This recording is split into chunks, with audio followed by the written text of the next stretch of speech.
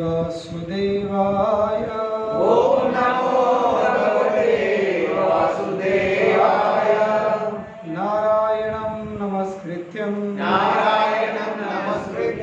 नरं चैव नरोत्तमं देवीं सरस्वतीं व्यासं ततो जयामुदीरये नष्टप्रायेषु अभद्रेषु नित्यं भागवत सेवया भगवती उत्तमश्लोके भक्तिर्भवती नैष्ठिकी कृष्णाय वासुदेवाय देवकी नंदनाय च नंदगोपकुमाराय गोविंदाय नमो नमः। जय श्री कृष्ण चैतन्य प्रभो नित्यानंद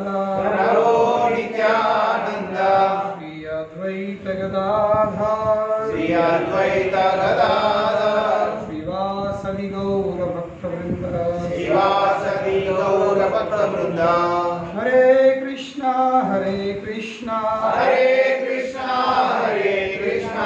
कृष्ण कृष्ण हरे हरे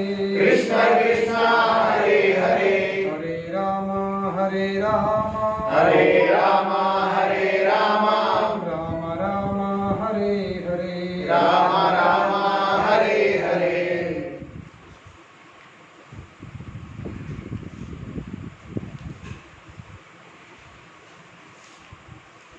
हरे कृष्ण।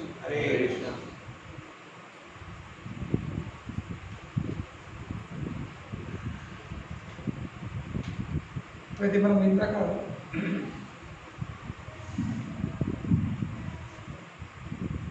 చర్చించుకుని ఏ విధముగా ధ్రువ మహారాజునికి కేవలం భగవంతుని యొక్క దర్శనం అయ్యేసరికి ఆయనందరూ మొత్తము ఒక మార్పు వచ్చేసింది. కేవలం దర్శనంతో ఏంద మార్పు ఏమో చెప్పుడు యోవంత ప్రవిశ్య మీ దర్శనంతో ఏమిటి మీరు నా అంతఃకరణంలో ప్రవేశించింది ఎంట్రీ చేసింది. యో అంత ప్రవిశ్య మమ వాచం ఇమం ప్రసుప్తం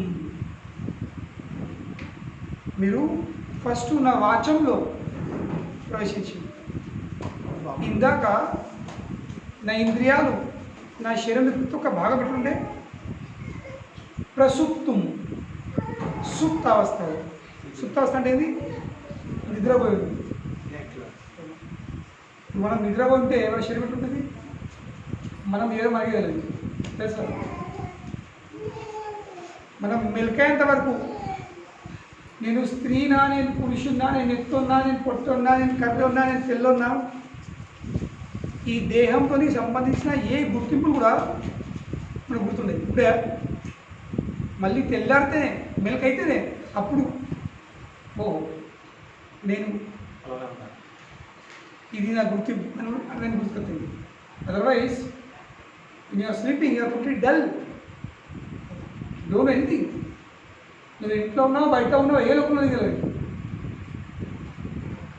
కనుక ఇప్పుడు వాచం మం ఇమాం ప్రసుప్తం, ఇవన్నీ నా మొత్తం దేహము, నా దేహం ఒక భాగం ఉండే ప్రసుప్తం ఇన్యాక్టివ్ అంటే ఏ విధంగా అయితే మృతదేహం లాగా. మృతదేహంలో ఏమన్నా చల్లలుంటే ఏం చల్లలుంది? శ్వాస ఆడది, కాలాడది, చేయలాడి ఏం ఆడది. దేహం పేరు కేవలం దేహం ఉన్నట్టే పేరు.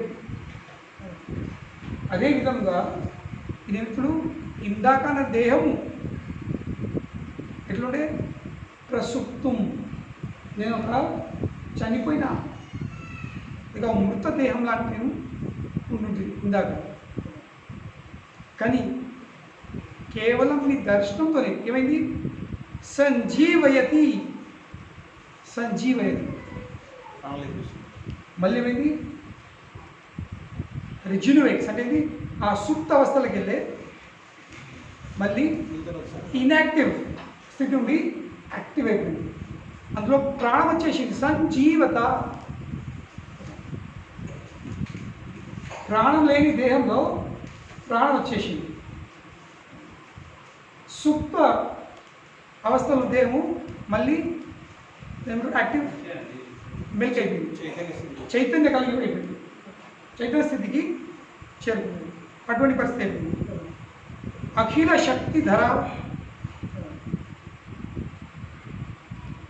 మరి ఎవరి ద్వారా? అది మీ ద్వారా. ఎందుకంటే మీరు ఎవరు? అఖిల శక్తి ధర స్వధామ్న. కేవలం మీ అంతరంగ శక్తి ద్వారా ఇది సాధ్యమైంది. కనుకనే ఎప్పుడైతే ఏ మానవుడి సంబంధం భగవంతుని అవుతుందో, ఏ మానవుడి సంబంధము భగవంతుని అవుతుందో లేక భగవంతు దర్శనం అవుతుందో, ఆ వ్యక్తి ప్రతి ఒక్క భాగము ప్రతి ఒక్క అంగము ఆ సుప్త అవస్థలకు వెళ్ళి జాగృత అవస్థకు వచ్చింది. ఎందుకంటే ఆ భగవంతుని దర్శనంతో, ఆ భగవంతుని యొక్క అంతరంగ శక్తితోని ఈ కమ్స్ ఇన్ టచ్ అనే సంపర్కంలో వచ్చేస్తుంది. సో ఎవరైతే భగవంతుని యొక్క సంపర్కంలో వచ్చేస్తాడో ఆ వ్యక్తిగా, ఉదాహరణ చెప్పాలంటే ఎట్లుంటుందంటే, ఇప్పుడు మన స్మార్ట్ ఫోన్ ఉంది, అది 10 లక్షలు కావచ్చు, లేటెస్ట్ మోడల్ కావచ్చు, కానీ అది రేంజ్ లేకపోయేసరికి, ఇంటర్నెట్ కనెక్షన్ లేకపోతే, నెట్వర్క్ లేకపోతే, అది ఇంటర్నెట్ కానీ లేక సెల్ నెట్వర్క్ కానీ, ఆ నెట్వర్క్లో లేకపోతే వాల్యూ ఉందా? చూపించవచ్చు. 10 లక్షల మొబైల్ వేస్ట్ అది. కానీ ఒక్కసారి నెట్వర్క్ వచ్చేసింది అనుకో, ఒక్కట్లా టూ ఏం చూస్తుంది?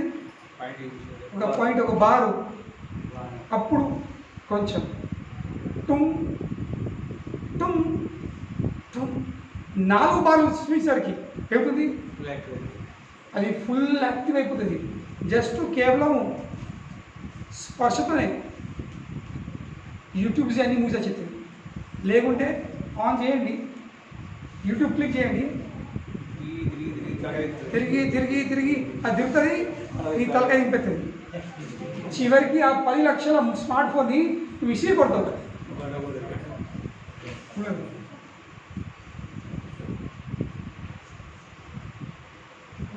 ఎక్స్పీరియన్స్ ఉంది అందరికీ. కాలం బట్టి ఉదాహరణలు చేంజ్ అవుతుంది. ఇదే ఉదాహరణ 1970లో రూపాయలు ఇచ్చినట్టు అర్థమైపోతుంది. ఎందుకంటే స్మార్ట్ ఫోన్ లేవు. So preaching has to be according to time, place and circumstances. పరిస్థితి బట్టి జనాలకు ఈ శాస్త్రాలను వాళ్ళకి అర్థమయ్యేటట్టు చెప్పబడుతుంది. ఆ రేంజ్లో వచ్చేసరికి, ఆ రేంజ్ ఆ నెట్వర్క్ వచ్చేసరికి ఆటోమేటిక్లీ ఆ smart phone two two two two two messages, రింగులు, నోటిఫికేషన్స్ వస్తూ ఉంటాయి. అంటే ఏమైంది? ఆ సెల్ ఫోను సుప్త అవస్థలకు వెళ్ళే జాగ్రత్త అవస్థలు వచ్చేసింది. ఎందుకంటే నెట్వర్క్ కంపెనీ, అది జియో కానీ బిఎస్ఎన్ఎల్ కానీ ఏదైనా కానీ, అది ఆ కంపెనీ అది భగవంతులాగా. ఇంకా దాని యొక్క తరంగాలు అది ఆ కంపెనీ యొక్క అంతరంగ శక్తి ద్వారా.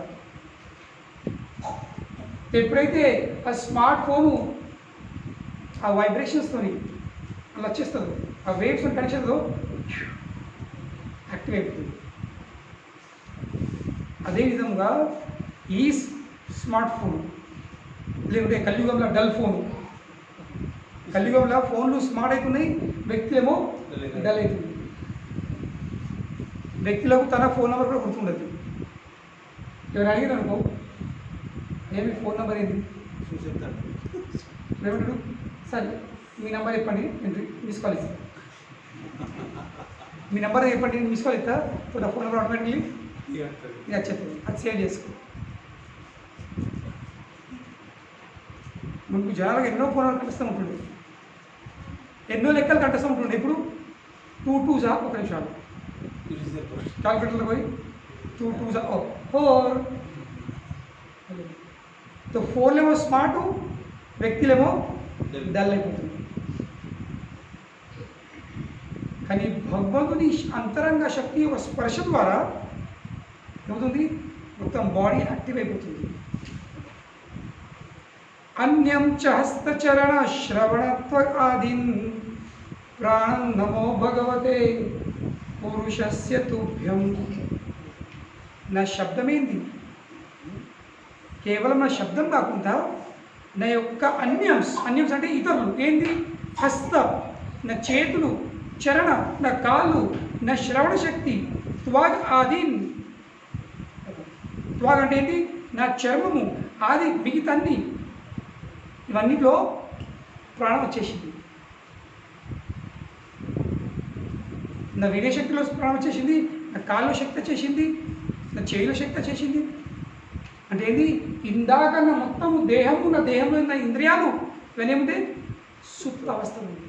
కానీ ఇప్పుడు జాగృత అవస్థకు వచ్చేసినాయి కేవలము మీ అంతరంగ శక్తి యొక్క సంపర్కం ద్వారా. కనుకనే ప్రభుపాద వాడు చెప్తున్నారు, ధ్రువ మహారాజ్ ఒక విషయాన్ని గట్టిగా అర్థం చేస్తున్నాడు చక్కగా. ఏంటది, భగవతుని స్పర్శ అయ్యకంటే ముందు ఇంకా తర్వాత, భగవంతుని యొక్క స్పర్శ కంటే ముందు ఇక భగవంతుని యొక్క స్పర్శ అయిన తర్వాత ఆయనంతలో ఏ మార్పు వచ్చేసిందో అదైనా గట్టిగా అర్థం చేసుకుంటాం. The change, the difference.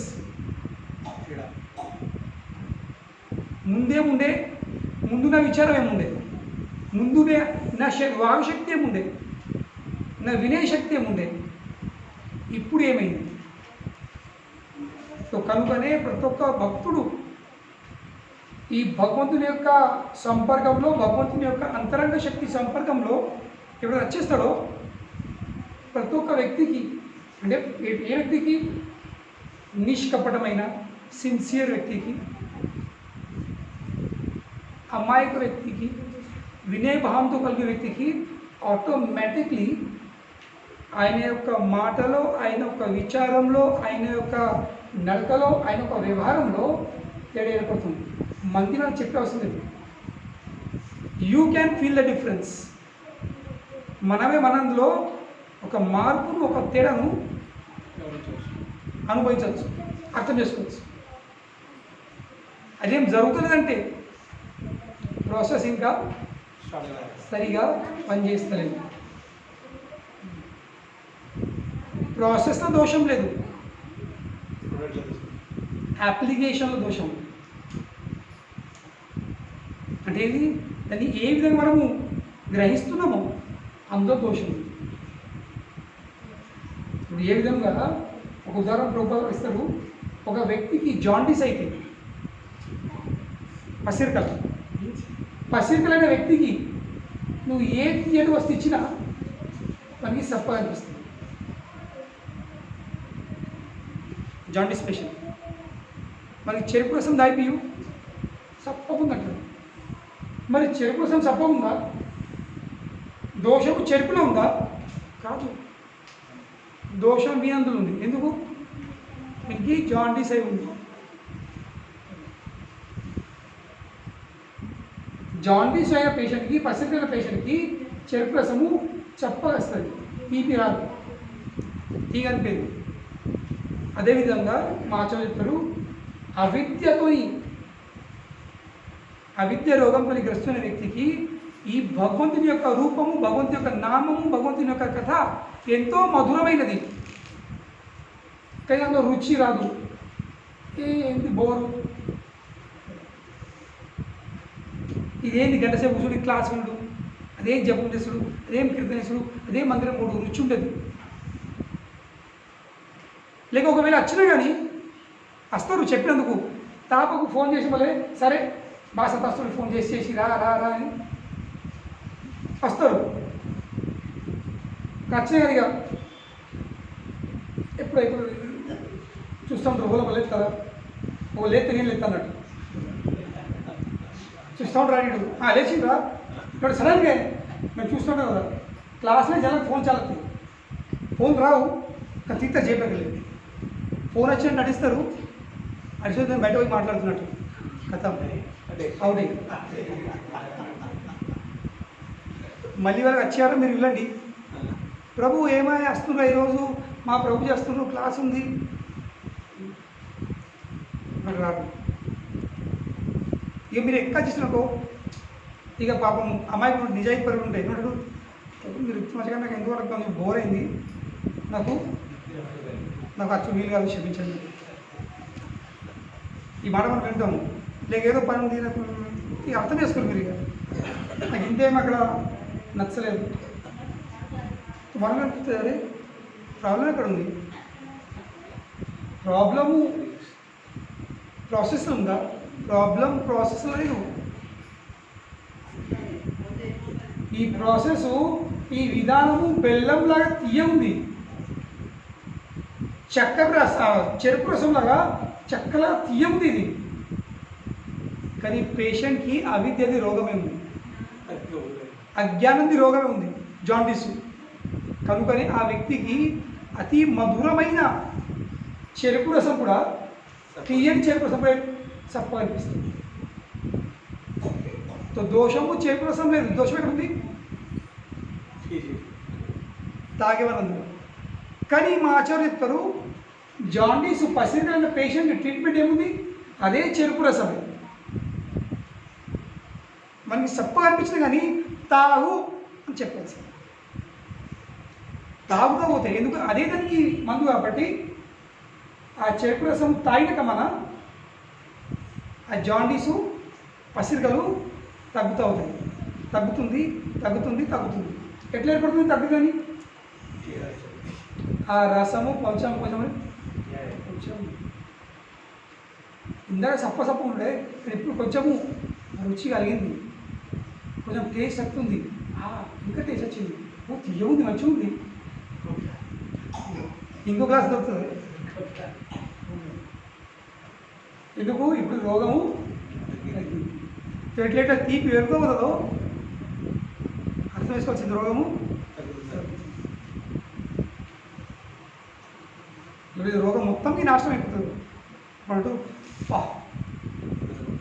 వచ్చేవారు ఉంటుంది చెరుకు రసం ఎన్ని గ్లాసులు దొరుకుతుంది, 1 గ్లాసు. మరి ఎండ బాగుంటుంది, కొంచెం ఐస్ వేసి 2 గ్లాసు ఇస్తారా, ముందు ఒక గ్లాస్ ఏంటి ఒక పెగ్గు ఇస్తామంటే వద్దనేవాడు ఏమంటాడు, ఒక్కటే గ్లాసా ఎక్స్ట్రా దొరుకుతాయి. కావాలంటే నేను స్పాన్సర్ చేస్తా కానీ కొంచెం నేను తాగుతా అందరికీ తాగిస్తా. ఎందుకంటే ఆయనకు ఆ రుచి కలిగింది. రుచి కలిగిన వ్యక్తి ఏ వస్తు విషయమైనా కానీ నాకు నచ్చిందంటే, నేను ఇష్టపడ్డంటే ఏం చేస్తాం, మనం ఇతరులకు పంచాలనుకుంటాం. ఇప్పుడు మీరు కదా మీకు బయట నచ్చిందనుకో, తినే వస్తువు అనే వస్తువు ఏం చేస్తారు, ఇంటికి తీసుకోవాలనుకుంటారు. ఈ తల్లులకు ఇట్లా కూడా ఉంటుంది. తల్లులకు నేను చూసుంటాను, ఎవరింటికి పోతే ఒక గారెపో సన్నపో అరిసి అని వాళ్ళు తినరు. ఎందుకు, ఇంట్లో పిల్లలు మన్మన్లు ఉన్నారు కొంచెం తింటారు. నేను అర్థమైంది, ఇది నేను తింటా, నా మన్మల కోసం 2 ఎక్స్ట్రా తిన్నాను. ఇక మంచిగా అర్థం చేసుకోగలుగుతారు. అక్క నువ్వు తిను మన్మల కోసం పిల్లలు తీసుకుంటారు, లేకుంటే పో నీకు తింటే తిను, లేకుంటే మన్మల వేసుకుంటారు.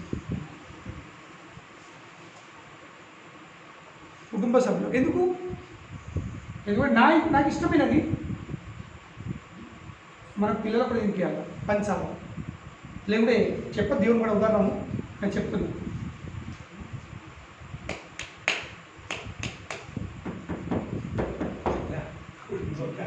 అర్థమే కదా, మెత్తడి తన తినక ఏమి ఇస్తాడు పిల్లలకు మెత్తడి మెత్తడి అవును కదా ఇంకా ఇట్లా కొడతారు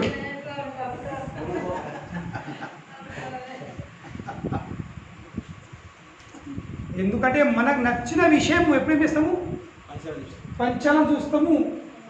అదే విధముగా ఎవరికైతే ఈ కృష్ణ భక్తిది తీపి మాధుర్యం కలిగిందో ఆస్వాదించిండ్రో ఆ వ్యక్తిది సహజమైన స్వభావం ఏమిటి? ఆయన దాన్ని పంచాలనుకుంటాడు. నేనెంత ఆనందపడుతున్నానో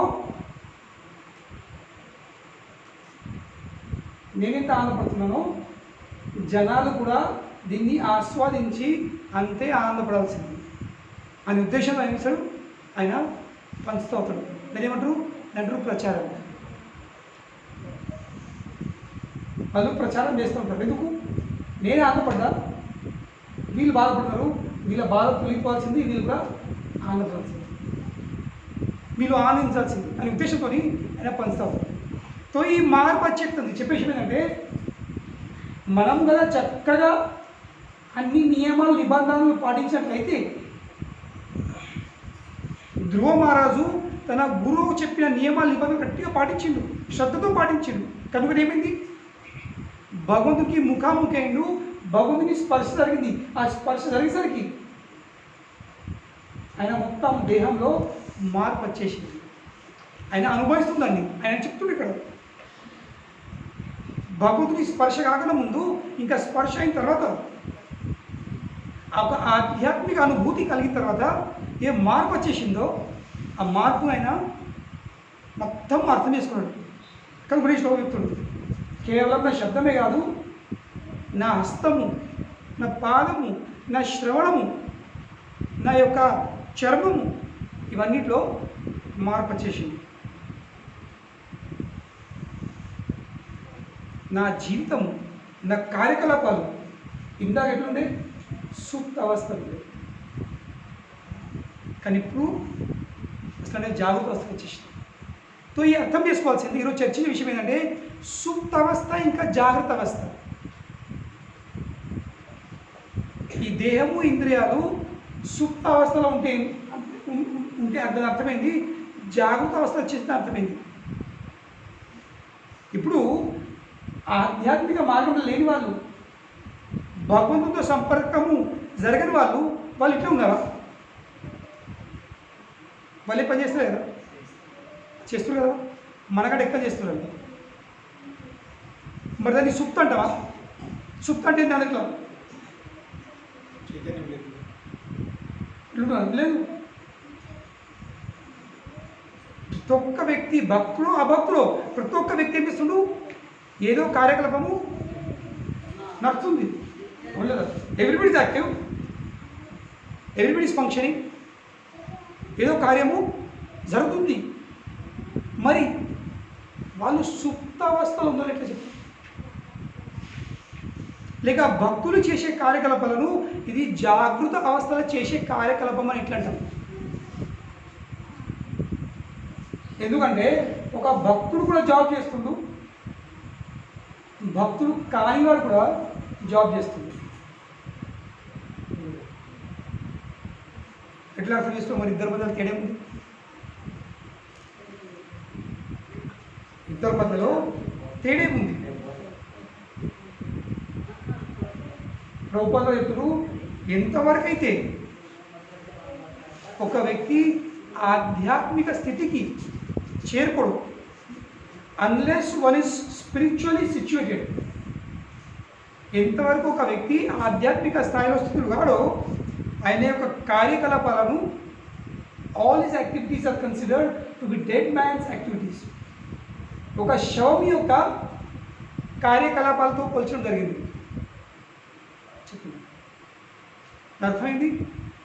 అసలు అంటే ఆధ్యాత్మిక అనుభూతి కలగని వాళ్ళు, లేకపోతే ఆధ్యాత్మిక స్థితిలో ఆధ్యాత్మిక స్థాయికి చేరుకోని వాళ్ళు అంటే ఒక మృత దేహం లాగానే వాళ్ళ ఒక కార్యకలాపాలకు విలువన లేదు. దేహంకి విలువ ఉంటుంది. దేహం దేని విలువ? దేహంతో ఒకటే విలువ ఏంది? దాన్ని ఎప్పుడు వారెత్తాము?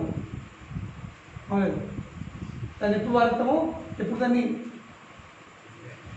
టైర్లో పెట్టేస్తాము, గ్యాస్ వస్తాము, అంతే. దేహం విషయం అది ఒక్కటే ఆలోచన అవుతుంటుంది, ఇంకేమైనా ఆలోచన ఉంటుందా? శవం విషయము ఒకటే ఆలోచన ఏంటి? దీన్ని ఎప్పుడు పారిశబ్దం కానీ తొందరగా కానీ ఎర్రబెట్టు శుద్ధ వచ్చిన రాలేదా? లేవన్ జరగదు సప్పుడుగా ఎందుకు? అదే ఈ మృతదేహంది ఇదే గతి,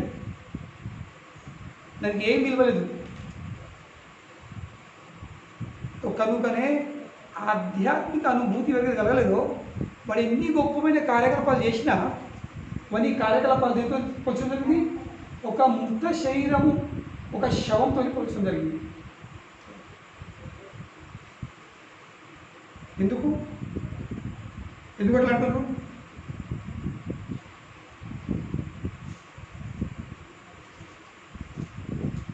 ఎందుకంటే ఆధ్యాత్మిక స్థాయికి స్థితి ఆనంద వరకు వాడు ఏం చేసినా, ఎన్ని గొప్పమైన ఘనమైన కార్యాలు చేసినా చివరి దాన్ని ఫలితమైంది జీరో. అవ్వలేదు, దేని మంత్రి రాదు, అన్నీ వేస్ట్ అయితే. నువ్వు వినే కదా ఇలా వాళ్ళు ఇంటి పోయింది, వాళ్ళ తల్లి 98 ఏళ్ళది, 98.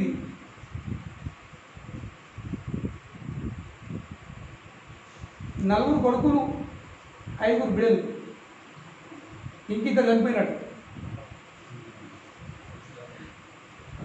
కానీ ఏ కొడుకు కూడా అంత 98 ఏళ్ళ వయసుకు చెందిన ముసలానికి అన్నప్పుడు పెడతలేదు.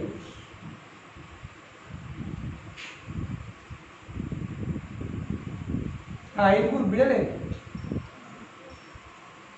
ఇంకోళ్ళు అంత పెట్టుకుని ఆ ముసలాన్ని చూసుకుంది. ఏ కోళ్ళు పట్టించుకోలేదు, ఏ కోళ్ళు పట్టించుకోలేదు. ఒక బిడ్డే ఏమంటుంది చెప్తుంది, మా అమ్మ ఇంత బతికే అవసరమే ఉందంటుంది. ఎందుకు? ఆ అవస్థ చూడలేక ఆమె నడరాదు. చిన్నపిల్లలు అపరాడుతుంది, ఇంకోటి కాళ్ళు అన్నీ పోయినాయి. బాత్రూంలో పోవాలని లేవాలని చిన్న పాపలుగా అంబరాడదు. సో బాధ చూడలేక ఏమిటి, మా అమ్మ బతికేం రావు, దేవుడు ఎందుకు చెప్తాడు అని ఉండి కూడా ఏం చేస్తుంది, బతికేం చేసేస్తుంది. బతికి ఉండి కేవలము కోడల్లో బూతు మాట్లాడు తప్ప ఇంకేం లేదు. తను ఉండేందుకు దేవుడు ఎందుకు చెప్తాడు అని బిడ్డ అంటుంది.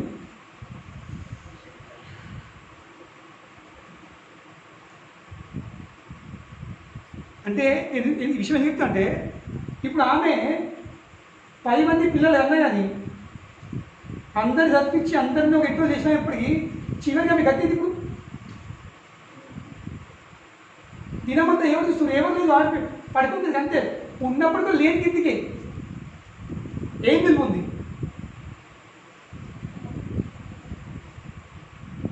ఏ విధంగా అయితే శవం విలువ ఉండదో ఒక సమయం తర్వాత ఆధ్యాత్మిక అనుభూతి పొందకపోతే ఆ జీవికి ఏం వాల్యూ లేదు.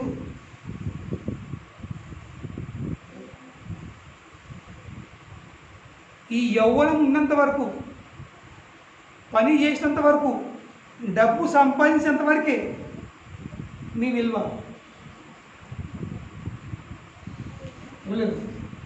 కాళ్ళ చేతులు ఆడినంత వరకే మీ విలువ. ఇంట్లో అత్త బాగులు అడుగుంది ఊడుతుందంటేనే విలువ ఉంది. ఆకిలు ఊడుతుంది, బౌలు అడుగుంది, చిన్న చిన్న పనులు ఎత్తుందంటేనే అత్తమ్మ తిన్నవా, కూర్చున్నావా, రాయి తిందురా అని పిలుస్తారు.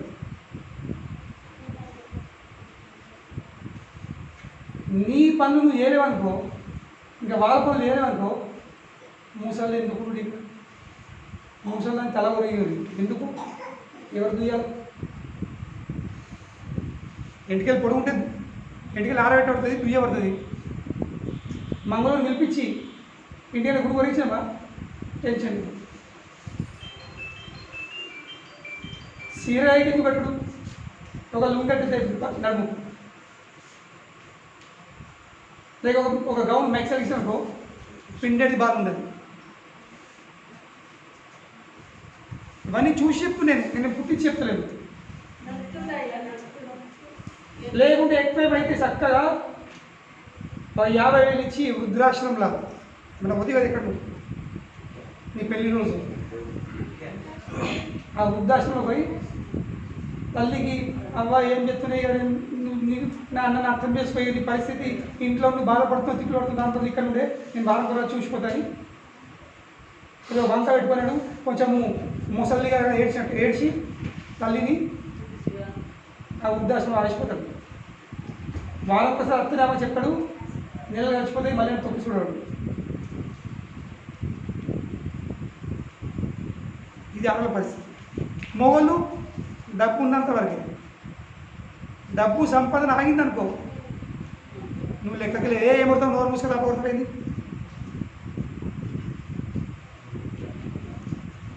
ఏదో పడి ఉంటుంది నన్ను డబ్బు ఒక్కడే కొడుకు ఓరు మంది పని చేయరు, కుంపడలో కూర్చుని తింటారు, ఇంకా కాలేజీలు కూలిపోయినాయి, నడతలేవు, తింటలేవు, పని చేయలేము.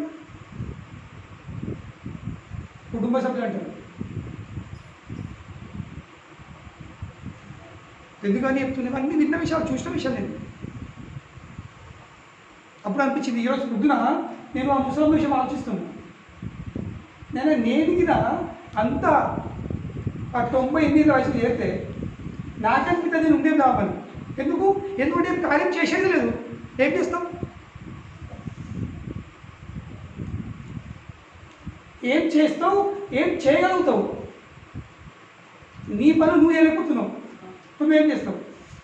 ఒక విధంగా వ్యక్తికి అనిపిస్తుంది నేను ఉండేం లాభమని. అవునలేదు, విలువలేని బతుకు ఎందుకుంటున్నా.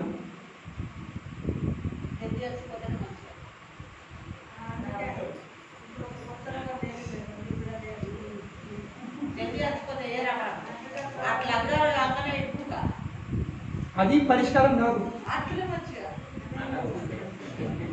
అట్లా మనం అనుకున్నట్టు అట్లా అయినా పడితే ప్రపంచం ఉండకపోతుంది. పరిష్కారం అది కాదు. బాధలు తక్కువగా నేను చనిపోతే బాగుండు, ఇది పరిష్కారం కాదు. దానివల్ల మన సమస్యలు తొలగాయి. అప్పుడు నాకు విషయం వచ్చింది, ఈ ముసలమ్మ ఏ కార్యం చేస్తలేదు, కానీ ఆమెకి ఆధ్యాత్మిక మార్గం ఉన్నట్లయితే ఏమిస్తుంది, దినమంతా జపం చేసుకుంటుంది. హరే కృష్ణ కృష్ణ కృష్ణ హరే హరే, హరే రామ రామ రామ హరే హరే. ఏ కొడుకు తిట్టినా ఆమె పట్టించుకుంటా, ఆమె లోకంలో ఆమె ఉంటుంది. కానీ మనకు ఈ మార్గం తెలియక అయినతాము.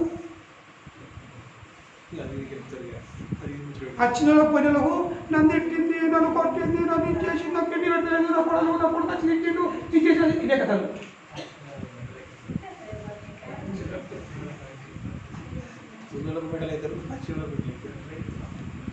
కానీ నా లోపల నేను అనుకో, ఆధ్యాత్మిక స్థితి అనుకో, నాకు ప్రపంచంతో సంబంధం లేదు. కనుకనే నేను 98 అయినా కానీ నేను ఇంకా భగవంతుని కోరుకుంటే ఏంటి, ఇంకా కొంత లెక్క బతుకుతే నేను ఇంకా నా హృదయాన్ని, నా జీవితాన్ని పవిత్రము చేయగలుగుతాను. నేను ఇంకా భగవంతుని దగ్గర కాగలుగుతాను, నేను భగవంతుని సేవ చేయగలుగుతాను. ఏం బాగుందని కూర్చుంటే కదా జపం చేసుకునేది. భగవంతుని ఆధారపడి ఉంటాయి. ఇప్పుడు ఏమి ఆధారపడి ఉంది, కొడుకుల మీద, కొడల మీద, బిడ్డల మీద. కనుకనే వాళ్ళు అరుచుకుంటేమో నా కొడుకు, నా బిడ్డ, నా కొడుకు మంచిది, అరచకపోతే వాళ్ళ మీద ఏడ్చు, వాళ్ళ మీద మందికి ఎప్పుడు ఇక మంది చెప్పేసరికి ముసల్దానం ఏం తగ్గెత్తున్నామే అని ఇంకా చూడడం రెండు కొడుతుంది. ఒక ఏగా ఇంకా చెప్తున్నావా అని అవులేదు, ఒక ఏమో మందికి చెప్తున్నావు అని అచ్చి ముఖమే రెండు దొడవలు కొడుతుంది. మళ్ళా మళ్ళీ చెప్తాయి. ఇది అర్థం ఉంటుంది ఈ చక్రం. ఎవరి పరిస్థితి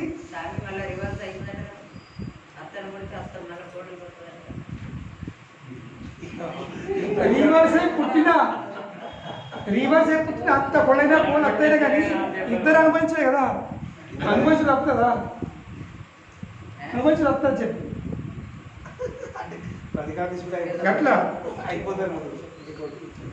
సో కనుకనే ప్రభుపాల్ వారు చెప్పే విషయం ఏంటంటే ఆధ్యాత్మిక స్థితిలో ఆధ్యాత్మిక స్థాయికి చెందినప్పుడు ఆ వ్యక్తి కార్యకలాపాలు చేస్తుంది ఈ మృత శరీరంతో సమానం. ఇది నిల్వలేది, ఏం పనికిరాదు. ఎందుకంటే దాంతో వ్యక్తి తనకే మంచి చేసుకోలేడు, ఇతరులకు ఏం మంచి చేయలేడు. కానీ ఆధ్యాత్మిక అనుభూతి కలిగిన ఆ స్థాయికి చేరుకున్న వ్యక్తి ఆయన జీవితమే వేరుంటుంది. ఆయనకు ఈ ప్రపంచంతో ఏం సంబంధం లేదు. ప్రపంచం ఏ కుటుంబ సభ్యులపై ఆయన ఆధారపడి లేడు. ఎందుకంటే ఆయన ఆధారం జరుగుతుంది భగవంతుడు. ఎందుకంటే ఆయన అర్థం చేసుకున్నాడు ఈ భగవంతుడు ఆయన యొక్క అంశం, నన్ను రక్షించేవాడు, నన్ను భరించేవాడు, నన్ను పోషించేవాడు, నన్ను చూసుకునేవాడు అతను. నా కొడుకు బిడ్డలు కోడలు కాదు. ఈ నమ్మకం కలిగేసరికి ఆయనకు ఈ ప్రపంచంలో ఏం జరిగినా కానీ ఏం ఫరకపడదు, ఎందుకంటే ఆయన అందులో ఆయననే ఆ భగవంతుని యొక్క ధ్యానంలో భగవంతుని యొక్క సేవలో ఆయన ఒక దివ్యమైన ఆనందం అనుభవిస్తున్నాడు. ఆనందం అనుభవించిన తర్వాత ఈ తుచ్చమైన విషయాలను పట్టించుకోవడం సార్. ఈ అనుభూతి లేకపోయేసరికి ఈ నిమ్నమైన విషయాలపై ఎప్పుడు ఎత్తి నడుతుంటుంది. కనుకనే ధ్రువ మహారాజ్కి ఎప్పుడైతే ఈ ఆధ్యాత్మిక అనుభూతి కలిగిందో, తన ఇంద్రియాలకు జ్ఞానోదమైందో ఏమైంది, ఆయనకు మొత్తము వేదముల సారాంశం అర్థమైపోయింది. ఏదో వేద సారాంశము ఈ భగవంతుడు ఒక వ్యక్తి, ఆయన నిరాకారుడు కాదు, ఆయన ఒక వ్యక్తి, ఆయన ఒక పురుషుడు. ఇంకా ఆయనకు సేవ అందించుడే నా యొక్క ధర్మము అనే విషయం అర్థమవుతుంది. ఒక విషయం అర్థమైన తర్వాత ఆయన ఏమి సరిగా సేవ భక్తిత్వ సేవలో నియుక్త అయితే అవుతుంది. దీన్ని అంటారు జాగృత అవస్థ. జాగృత అవస్థ అంటే ఏంది? మన ఆత్మ యొక్క నిజ స్థితిని ఇందాక మనం మర్చిపోయినాం. నేను చెప్పినట్లు ఏ విధంగా మనం నిద్రపోయిన తర్వాత మనము ఈ దేహంతో సంబంధించిన ప్రతి ఒక్క గుర్తింపులను ఏమవుతాం, మర్చిపోతాం. We forget everything, don't remember. ఏం లేదు మనకు. మంచం మీద ఉన్నావా కింద వల్ల తెలుస్తుందా? ఇంట్లో ఉన్నావా అటు వల్ల తెలుస్తుందా? ఏం తెలియదు. మళ్ళీ మెలకైతేనే అప్పుడు అయ్యో ఈడెట్లా రాత్రి లోపల వంటి బయట మీద బట్టి అట్లా కింద పడితే పొరుగుడ కింద పడతారు తప్పరా, మంచం మీద పడతారు చిన్నపిల్లలు. తెల్లదలకు ఎందుకు? సుప్త అవస్థ. కొందరు నిద్రలో నడతారు, కొందరు నిద్రలో మాట్లాడతారు. కానీ మెలకేసరికి పక్క వాళ్ళు చెప్తారు, ఏం అవుతుందో పరపరవర్తి. కండక్టర్లు రాత్రి టికెట్ రావాలి కోట్ల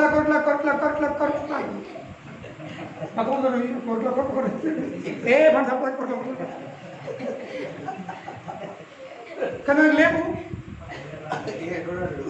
బస్ అయితే రాలి ఇంకా సర్వీస్ నెంబర్ 2735 ఇక్కడ సర్వీస్ నెంబర్ లేదు, సర్వీస్ లేదు, బెడ్ ఉంది అంతే. చెప్పే విషయం ఏంటంటే మనం నిద్రపోయిన తర్వాత సుప్తావస్థకి వెళ్ళిన తర్వాత అన్నీ మర్చిపోతాం.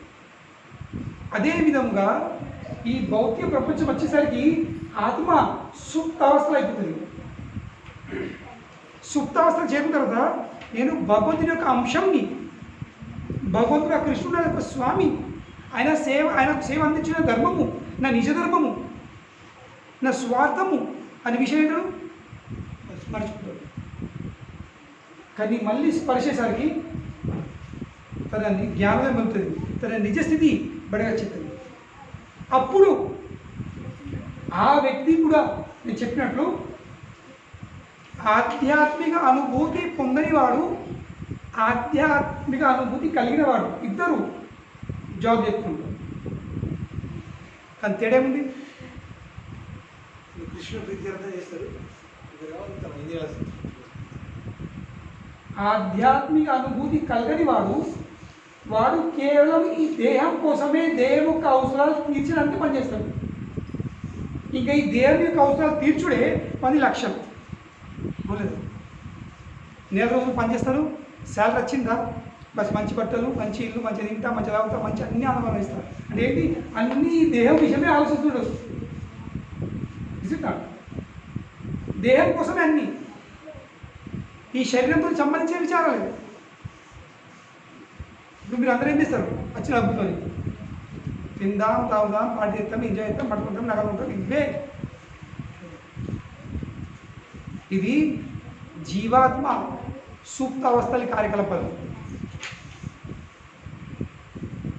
ఆధ్యాత్మిక అనుభూతి కలగకపోతే ఇదే విచారం, ఇదే భావం ఉంటుంది. కనుకనే బయట జనాలు ఏమిస్తున్నారు, గాడిదలాగా పనిచేస్తున్నారు. దేనిలాగా అసలు అంటే ఈ భౌతిక జీవితంని శాస్త్రంలో అంటారు పవర్గ. మనం మీరు అంటారు కదా, క ఖ గ ఘ ఞ చ ఛ జ జ జ్ఞ. దాని తర్వాత ట థ డ ఢ అణ. దాని తర్వాత త థ ద ధ న. మళ్ళీ వస్తుంది ప ఫ బ భ మ. तो ఈ భౌతిక ప్రపంచంలో ఆధ్యాత్మిక అనుభూతి కలగని వాని జీవితము ఈ 5 అక్షరాలు ఉంది. దీనిలో ప ఫ బ భ ఇంకా మ. రెండు పవర్గ. పవర్గ అంటే భౌతిక జీవితం, అపవర్గ అంటే ఏంటి, ముక్తి పొందిన స్థితం. పవర్గ ఇంకా అపవర్గ. ఏంటిది ప ప ప? ప అంటే పరిశ్రమ. వాడు ఎప్పుడు పనిచేస్తూ ఉంటాడు, పరిశ్రమ, శ్రమ పడుతూ ఉంటాడు. ఎంత శ్రమ, నోటికెళ్ళి ఫేస్ వచ్చేంత వరకు ఫోమింగ్ ఎట్ ద మౌత్.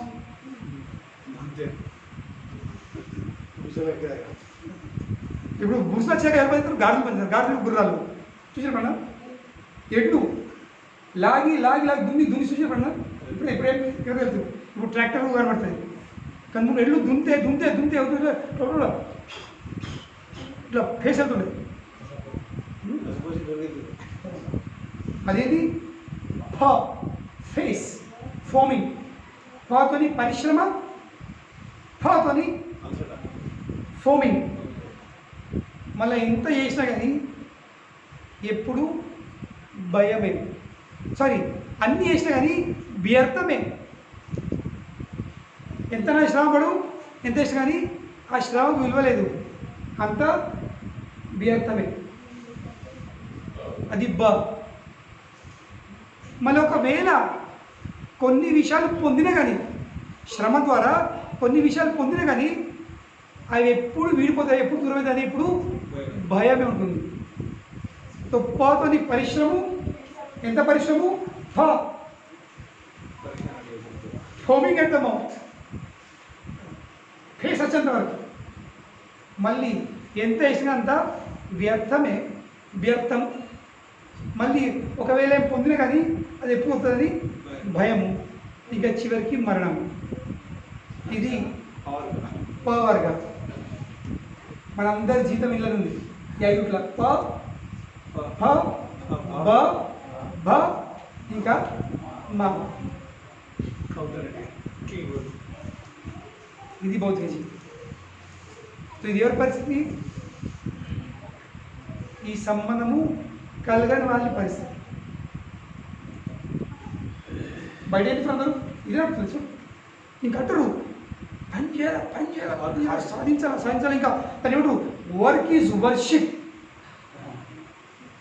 పని చేసుడే పూజ నేను మొన్న జైచాలో డాక్టర్ కన్నా రండి ఎప్పుడైనా మా కేంద్రం మాట మందిరం రండి అన్నప్పుడు నేను 24 మందిరం ఉంటాను అనమాట అనిపించి మరి ఏ మందిరం ఇదేనా మందిరం హాస్పిటల్ అనమాట అంటుడు నా పేషెంట్లను చూసుకోవడము ఇదేనా పూజ మరి అదేనా పూజ మరి నీ పూజది ఫలితము దేవుని ఇస్తున్నావా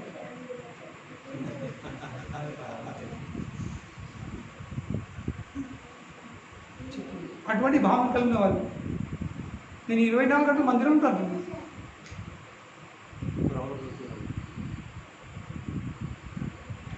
మనసులో బస్ సంపాదించాలా ఏం నమ్ముతుంది డబ్బు ఉంటే నాకు విలువ ఉంది డబ్బు లేకపోతే ఏం విలువ ఒకసారి నేను ఒక ఊరికి వెళ్ళి ఉంటుంది ఇట్లా నేను డబ్బు వ్యర్థమే ఎందుకు కష్టపడితే ఎందుకు సంపాదన ఎందుకు కావాలి నేను భక్తి చెప్తే ఒక వ్యక్తి మీలాగా కూర్చున్నట్టు స్వామి డబ్బు లేకపోతే ఎవరు ఇల్లు ఇస్తారు ఏ విలువ ఉంది జీవితంకి కనుకనే ఆధ్యాత్మికం పాటించకుండా కానీ డబ్బు మాత్రం సంపాదించాలి విలువ వస్తుందని అవునా డబ్బుతో విలువ ఉంటుందా అవును అన్నమాట నేను సరే మరి నేను నీకు ఎన్ని భూములు ఉన్నాయి నేను మీరు అందరికీ కూర్చున్నారు మీ అందరికీ కనీసం ఎన్ని భూములు ఉన్నాయి మినిమం 10 ఎకరాల భూములు ఉన్నాయా ఉన్నాను బ్యాంక్ బ్యాలెన్స్ ఉన్నాయా ఒక 10-20 లక్షలు ఉన్నాను భార్య పిల్లలందరూ కూడా ఉన్నారు బంగ్లా ఉన్నాను సమాజంలో పరువు ఉందా విలువ ఉందా ఉంది నేను నన్ను నాకు భార్య లేదు పిల్లలు లేవు భూములు లేవు ఆస్తులు లేవు బ్యాంక్ బ్యాలెన్స్ లేవు తల మీద ఎడికలు కూడా లేవు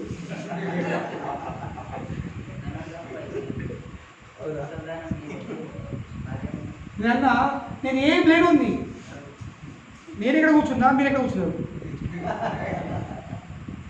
ఇంతకినా నేను ఎక్కడ కూర్చుంటున్నా మీరు ఎక్కడ కూర్చున్నారు చెప్పడం లేవరు వేయడం లేవరు ఇప్పుడు ఎప్పుడు మీరు నన్ను ఎందుకు గౌరవిస్తున్నారు నా దగ్గర ఏం లేదు కానీ మీరు నన్ను గౌరవిస్తులేదా నాకు విలువిస్తులేదా అవును స్వామి అంటే మరి ఎందుకు ఏం చూసి నా డబ్బు చూశాను ఏం చూసి ఇప్పుడు చెప్పు డబ్బు విలువ ఉంటుందా మా నాకు డబ్బు లేదు కనుకనే డబ్బే సర్వం కాదు కానీ బయట ప్రపంచం జనాలకు ఏం నమ్మకం ఉంది డబ్బు ఉంటేనే అంత డబ్బు లేకపోతే ఏం లేదు కనుకనే లక్ష్మి లక్ష్మి లక్ష్మిని పొందుట్లా ఆ లక్ష్మీపతిని మర్చిపోతున్నాడు కానీ అర్థం వేసుకోలేకపోతున్నారు లక్ష్మీపతి వచ్చేస్తే లక్ష్మి ఆటోమేటిక్లీ వచ్చేస్తుంది ఈ విషయంని అవగతం చేసుకోక కేవలం లక్ష్మి లక్ష్మి లక్ష్మి అని మొత్తం జీవితంని ఈ ప ఫ ప భ మలనే కనిపిస్తుంది కనుకనే ఆధ్యాత్మిక అనుభూతి కలిగిన వ్యక్తి ఆయన కూడా కష్టపడతాడు శ్రమ పడతాడు కానీ దేనికోసము తన దేహంతో సంబంధించిన ఇంద్రియ సంతృప్తి కాకుండా కేవలం భగవంతుని యొక్క సేవ కోసము తన ఆధ్యాత్మికంగా ఇంకా పురోగతి చెందడానికి దానికోసమే కష్టపడతాడు ఇది ఆయన జాగ్రత్త అవస్థ ఎందుకంటే ఆయన జాగ్రత్త అయిపోయింది ఇప్పుడు జాగ్రత్త అయిపోయినట్టు ఏంటి తెలుసుకున్నాడు నేను ఈ దేహంని కాదు నేను ఆత్మను ఇందాక నా ఆత్మ సుప్త అవస్థ ఉండే కానీ ఆత్మ ఏమైంది జాగ్రత్త అయిపోయింది ఏ విధంగా అయితే మీరు నిద్రలా అన్నీ మర్చిపోతారు కానీ ప్రొద్దున లేసరికి మీకు తెలిసిపోతుంది మీ యొక్క ధర్మం ఏమిటో అని మీ కర్తవ్యం ఏమిటి ఓ నేను బ్యాంక్ మేనేజర్ని నాకు ఇద్దరు బ్యాంక్లో పోవాల్సింది ఉందా సో ఆటోమేటిక్ ఏమిస్తాను బ్యాంక్ వైపు వెళ్తాను నేను టీచర్ని నేను నా టీచర్ పని చేయాలి నా వ్యవసాయం ఉంది నేను వ్యవసాయంలో పోవాలి నేను ప్రొద్దున లేచి తాటి చెట్లు ఇంటి చెట్లు ఎక్కాల గీయాల బింకెలు దించాల నిద్ర చెట్టు ఎక్కవు గుర్తుంటుందా నేను గమ్ములోనే అది గుర్తుండదు కానీ లేచేసరికి నా బింక్ ఏమైంది ఒకటి తెచ్చుకున్నా అయితే మరి పారిందో లేదో లేకపోతే సగం లాగే ఇచ్చి పెట్టిండ ఇవన్నీ విచారాలు వస్తాయి ఆధారపడ ముఖం పడుకో చేయవు పొద్దు ఏమితో బైక్ పడతావు పోయి నిచ్చెన పెట్టుకొని ఈత చెట్లు అయితే నిచ్చెన తాటి చెట్లు అయితే అవన్నీ బెల్ట్ తీసుకొని కొత్త వాళ్ళు చుట్టుకొని ఎక్కువ చెట్టు ఇవన్నీ ఎప్పుడు గుర్తున్నాయి మెల్కైన తర్వాత నిద్రలో నీకు ఏం గుర్తుండదు నీ బ్యాంక్ గుర్తుండదు నీ భూములు గుర్తుండయి నీ ఈత చెట్లు తాటి చెట్లు ఏం గుర్తుండయి అవునలేదు సో అదే విధంగా ఎప్పుడైతే ఆత్మ సుప్తావస్థ వెళ్ళిపోతుందో ఆ ఆత్మ తన నీ స్థితికి మర్చిపోయిన తర్వాత భగవద్భక్తి భగవంతుడు ఇది అది ఏం తెలియదు. కానీ ఎప్పుడైతే ఆత్మ జాగ్రత్త వస్తే వచ్చిందో తన నిజస్థితి తెలుసుకుంటుందో తెలుస్తుంది ఆత్మ ఆ స్థాయి మీద పనిచేస్తుంది. అప్పుడు ఆత్మ ఈ భౌతిక దేహం సంతృప్తి కోసం కాకుండా భగవంతుని యొక్క సంతృప్తి కోసం పనిచేస్తుంది. తన ఆధ్యాత్మిక అభివృద్ధి కోసం కార్యకలాపాలు చేస్తుంది. ఇది తేడా ఉంది. కనుకనే మాట్లాడు ఆగది, నడుచుడు ఆగది. కానీ ముందు పర్ర ముచ్చట్లు పెట్టేవాడు ఏం చేస్తాడు కృష్ణుడి విషయం చెప్తూ ఉంటాడు. ముందు అడ్డం మీద మెక్కేవాడు ఇప్పుడు కేవలం కృష్ణుడికి నైవేద్యం పెట్టి ప్రసాదం ఉంచాడు. ముందు బాత్రూంలో స్నానం చేసినప్పుడు ఈ మూవీస్ ఆ మూవీ పాటలు పాడే బదులు ఇప్పుడు హరే కృష్ణ అని పాట పాడుకుంటాడు. లగ్గాలలో పెళ్ళిళ్ళకి పోయి బీర్ సీజన్ ఎక్కించుకుంటారు ఎగిరి బదులు వాడు మందిరం వచ్చి సత్సంగంలో కీర్తనలు నృత్యం చేస్తాడు. సో నిత్యం చేసుడు మానది, తినుడు మానది, పాడు మానది. మాయది ఏంటి? తినే విషయము, వినే విషయము, పాడే విషయము, చర్చించే విషయము. విషయం మారుతుంది కానీ కార్యం మాత్రం మారుతుంది. ఇది జాగృత అవస్థలకు చెందిన ఆత్మ యొక్క కార్యకలాపాలు. కనుకనే భగవంతుని యొక్క స్పర్శ అయ్యేసరికి ధ్రువుడు ఏం తెలుస్తున్నాడు? అన్ని వేదముల సారం అంటే ఏంటి? ఆ భగవంతుడు ఒక పురుషుడు, ఆది పురుషుడు, ఆయన సేవ చేసుడు, ఆయనను కీర్తించుడు, ఆయన గొప్ప చెప్పుడు, ఇదేనా ధర్మం అని ఆయన ఆటోమేటిక్లీ ఏమైంది? ఆయన నోటి నుండి భగవంతుని పట్ల భగవంతుని కీర్తిస్తూ శ్లోకాల మీద శ్లోకాలు, పదాల మీద పద్యాలు వచ్చేస్తుంది. లేకపోతే ఆ స్థాయికి రానుకోని వేస్తాను మనం ఏదో మూవీ పాటలు పాడుతుంటాం. ప్రతి ఒక్క వస్తువు విషయాన్ని నేను భోగించే వస్తువు అనుకో మనం దాన్ని కూడా పడుతుంటాం. I want get it, I want enjoy. కానీ తర్వాత లేదు, ఈ వస్తువు కావాల్సిందే కానీ నా ఎంజాయ్మెంట్ కాకుండా ఇది కేవలము భగవంతుని యొక్క enjoyment. This is the change. Activities కార్యకలాపాలు మానాయి కానీ కార్యకలాపాలు దాని ఒక ఉద్దేశము మాకు. ఇది సుప్త అవస్థ నుంచి జాగృత అవస్థ. హరే కృష్ణ. శిల ప్రభుపాదకి జై.